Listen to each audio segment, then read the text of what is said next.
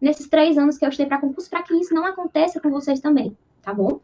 O primeiro erro, assim, que eu encontrei na minha preparação, nos primeiros momentos da minha preparação, foi não incluir as revisões, as questões e os simulados desde o primeiro instante. O que acontece? Quando a gente começa a estudar, não sei, eu sei que tem muita gente aqui que já estuda, mas também tem gente aqui que quer começar a estudar agora em 2021. Então, falando especificamente para essas pessoas, quando eu comecei a estudar, o que eu imaginei? Não, eu não vou resolver questões agora porque eu vou errar tudo, vou me desesperar. Não, eu não vou fazer simulados ainda, porque eu ainda só vi metade da matéria. E aí, se eu for fazer esse simulado, eu vou meio que me desesperar e vou ver que eu vou errar tudo e vai acabar atrapalhando a minha preparação. Ou então, as revisões é algo importante, mas primeiro eu tenho que andar mais no estudo. Então, esse meu início de estudo foi um erro completo, porque eu já comecei errado. Desde o primeiro instante que você começa a estudar, é necessário, é extremamente necessário que você inclua já as revisões, as questões e os simulados, desde o primeiro instante, tá? As revisões, a gente vai falar um pouquinho mais aqui para frente, como montar os cronogramas, né? As tão famosas revisões de 24 horas têm que estar no seu estudo.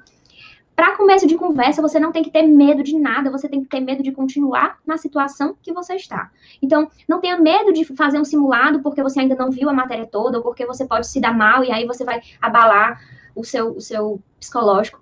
Meu povo, prepare o seu psicológico porque você vai passar por muita coisa difícil aí no meio do caminho. E você não vai conseguir ser um aprovado sem passar por esses percalços. Tá? Então, você vai precisar realmente incluir aí os simulados logo de cara. Assim, não logo de cara, mas eu acredito que a partir do 3º mês do início do estudo de vocês, já dá para incluir simulados das matérias básicas, né? Outro erro também, que eu até não coloquei entre os 4 tópicos desse slide aqui, mas outro erro muito importante que eu cometi na minha preparação foi não dar valor a estudar a base, que é o principal. Tem gente que começa a estudar para a área jurídica, por exemplo, e já está preocupado em ver informativos, como é que vai ver a jurisprudência, e não se toca que 80% das provas de técnico analista e até várias de nível superior, que não sejam logo, lógico, as de cargo mais elevado do direito, né, como promotor, juiz, enfim, mas mesmo nesses cargos, a ampla maioria das questões são de letra de lei, são da base. 70% a 80% da sua prova estão contidas sempre com as mesmas matérias. Não há concurso público sem se falar em português, em direito administrativo, em direito constitucional. Para quem é da área administrativa, também inclua aí a administração, gestão de pessoas, AFO. Para quem é da área jurídica, inclua aí processo civil, processo penal e direito penal. Então, é necessário que você dê uma atenção especial para a sua base e não ficar catando o concurso o tempo todo. Camila, eu não estou estudando ainda porque eu não consigo decidir qual concurso eu vou estudar. Você não precisa decidir qual é o concurso que você vai fazer agora. Até porque se ele saísse agora, e você decidisse agora, não ia dar tempo, você não estaria preparado. Então, prepare a sua base, escolha só a área. Prepare a sua base aí completa. Reforce essa base, porque ela vai ser 70%, 80% ali da sua prova. E aí sim, você vai atrás, os caminhos vão se abrindo, gente. É uma coisa assim que eu aprendi quando eu estava estudando para concurso, e foi uma coisa que abriu meus olhos e eu percebi o quanto é tudo tão perfeito, sabe? Enquanto você ficar parado esperando as coisas perfeitas acontecerem, o momento perfeito, o planejamento perfeito, eles não vão acontecer.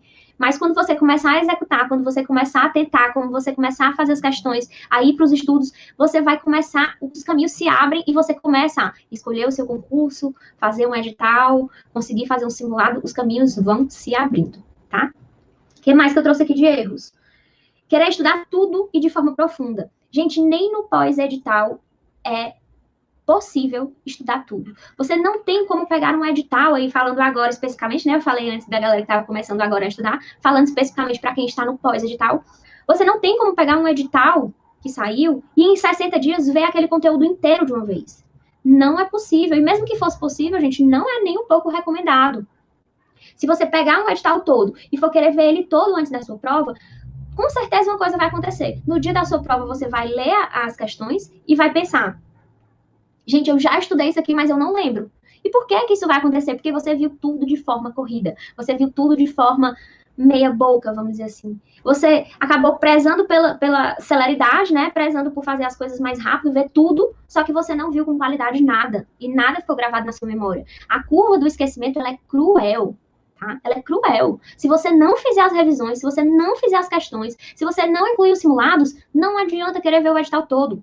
Então, muito provavelmente, não vai dar tempo. E aí você vai ter que saber enxugar isso, saber o que é realmente importante dentro de cada disciplina e, como eu falei antes, fortalecer a base, que é aquilo que se repete em todas as provas, tá?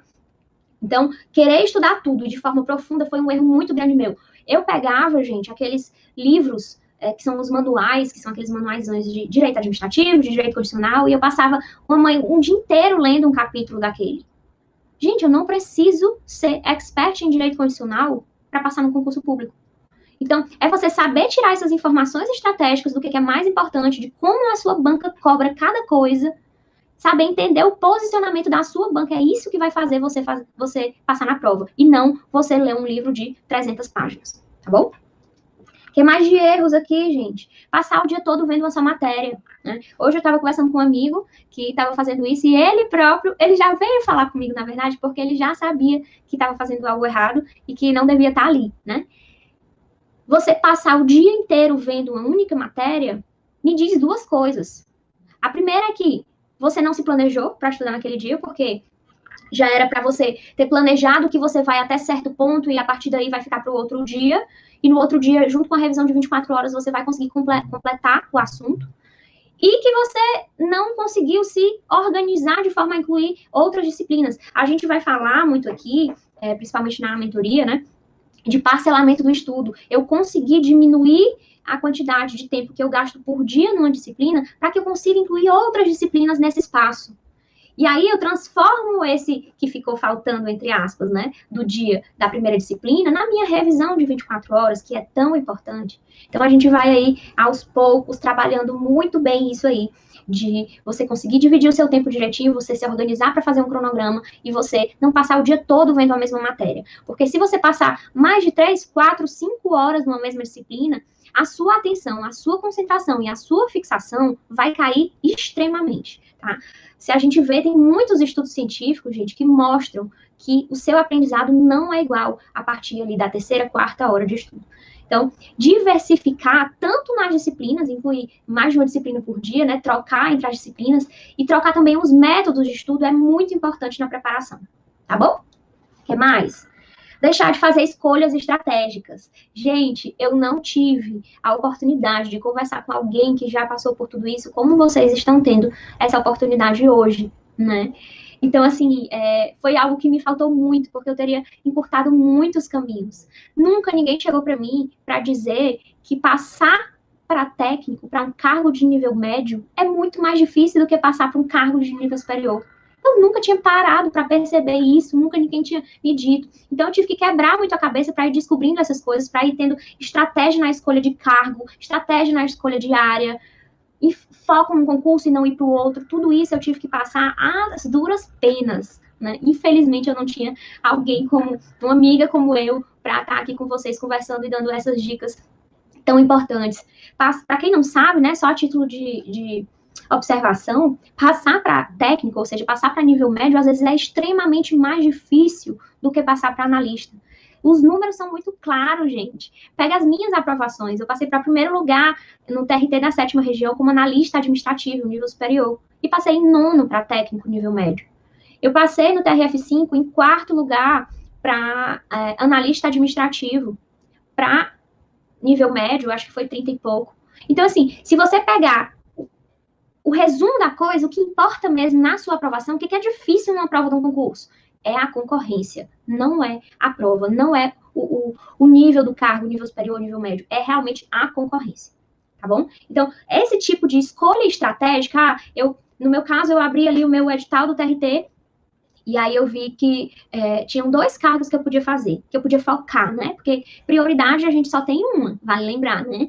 Então, tinham 2 cargos que eu podia focar. Logicamente que eu me inscrevi nos 2 e fui fazer as 2 provas, né? Tanto é que eu fui aprovada como técnico e como analista na mesma prova. Mas qual deles eu iria focar? E o que foi que eu enxerguei? Um deles tinha raciocínio lógico, redação, administração financeira orçamentária. Tinha, se eu não me engano, nesse concurso também, não sei se é esse, se eu estiver enganada, gente, me desculpe, mas eu acho que tinha também um pouquinho de contabilidade pública no edital de analista. Enquanto o de técnico tinham todas aquelas matérias que eu já estava acostumada a estudar e que eram ali o meu ponto forte, né? Mas o que foi que eu enxerguei naquele edital?